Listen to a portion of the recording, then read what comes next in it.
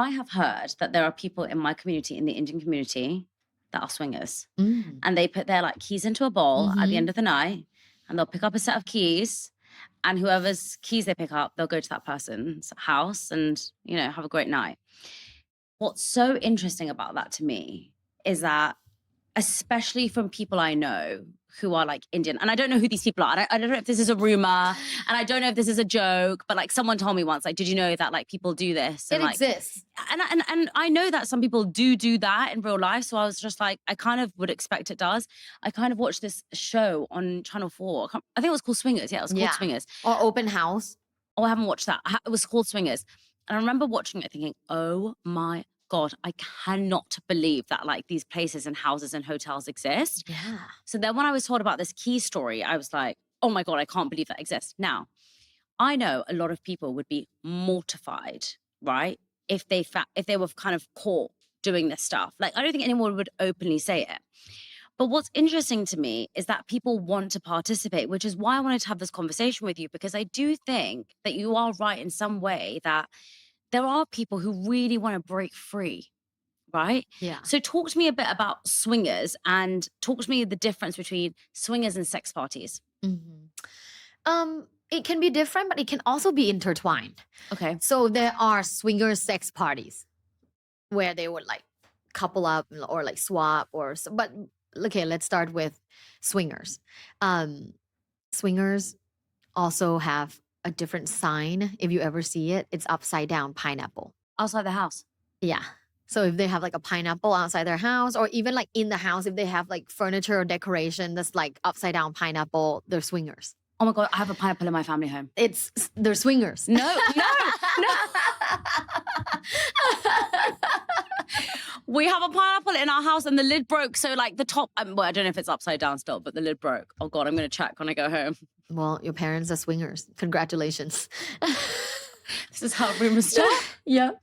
But so yeah, swingers My ex-boyfriend typically actually bought me that pineapple. So I know that it's definitely not theirs. It's mine. I left there. Yeah. And a lot of people buy them, they don't know, but it is a sign in the community. Wow. So swingers typically swing with their partners. Okay. They have sex with another couple. They usually like meet up, they go get like dinner and drinks and sort of get like build rapport, get acclimated and like flirt with each other as a group. And then they go back to like one couple's house and, initiate from there. The rules can differ. Like the rules can differ from some swingers do like, oh, we do everything together. Like I must be in the room.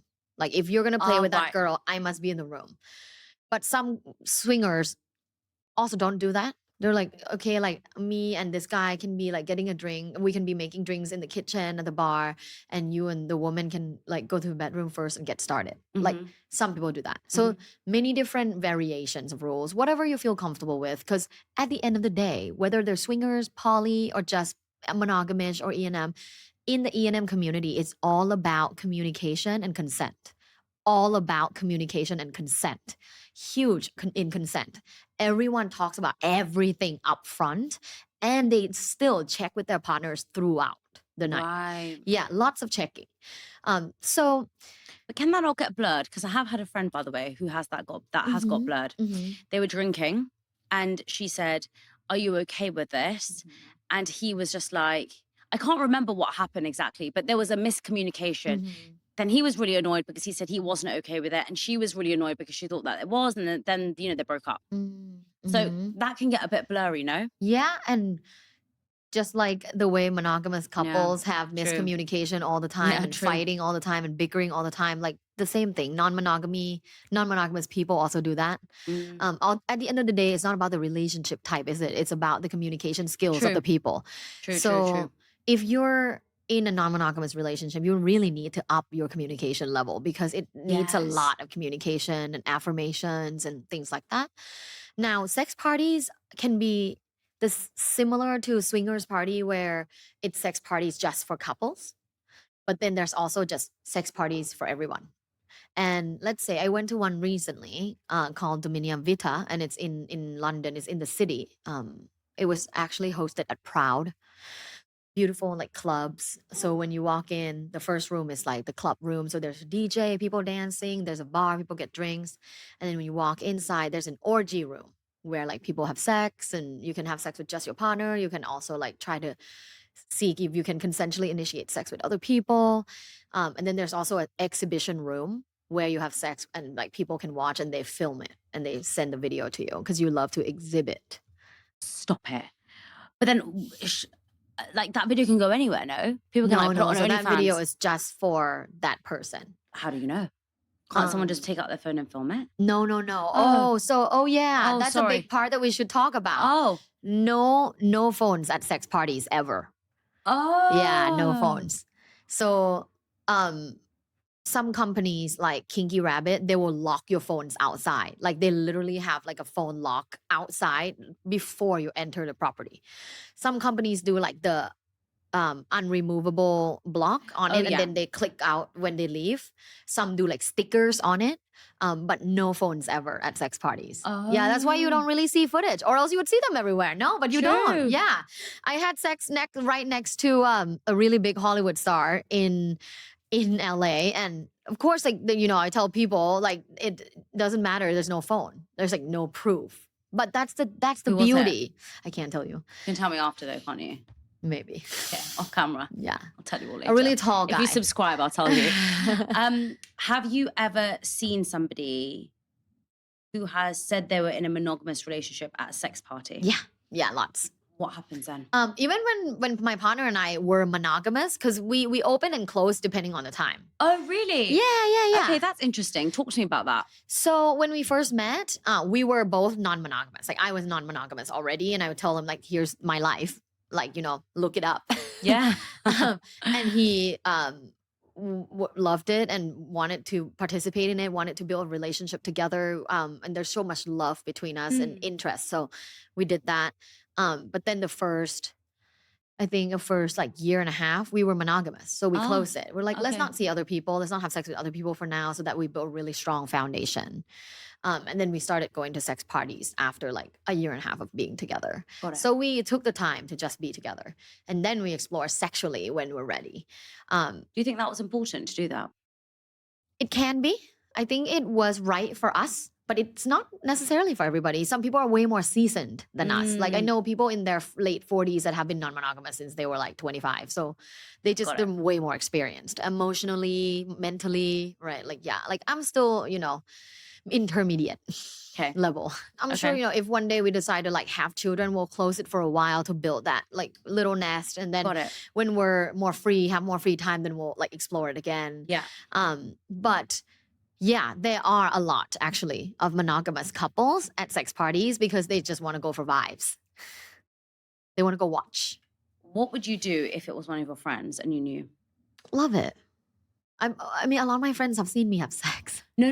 What would you do if it was your best friend who was in a relationship with this guy? They said that they were monogamous, but he was at a sex party. Oh, alone? Yes, sorry. Oh, then I would tell my friend.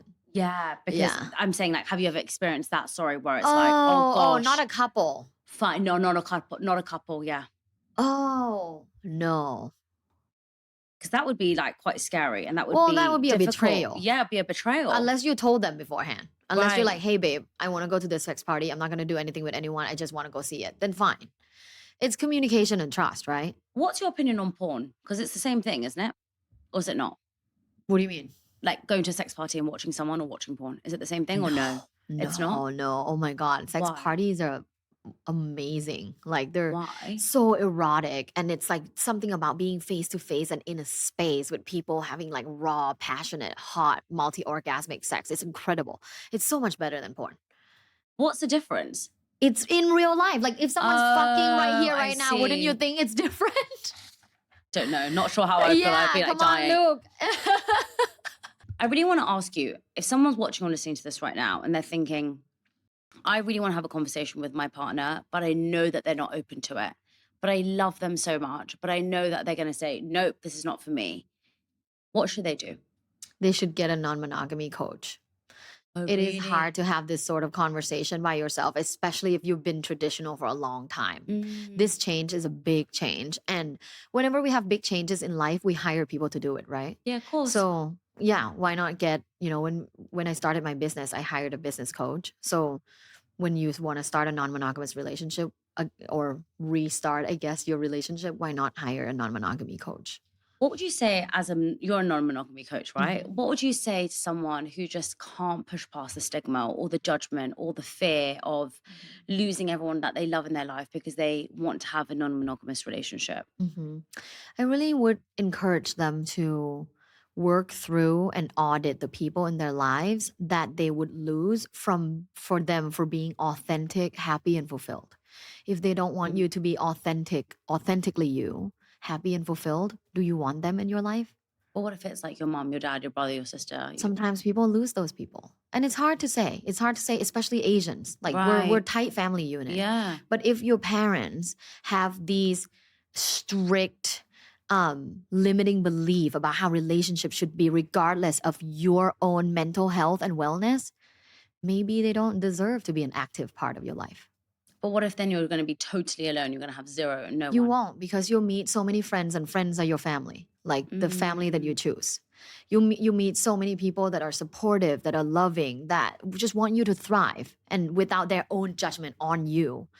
And that's the people you want in your life. You want to build a Yeah. beautiful garden, right? So you want to make sure you're a fountain and you're exuding positivity and self assurance, and you bring things to the table. When you build a beautiful garden, the butterflies will come.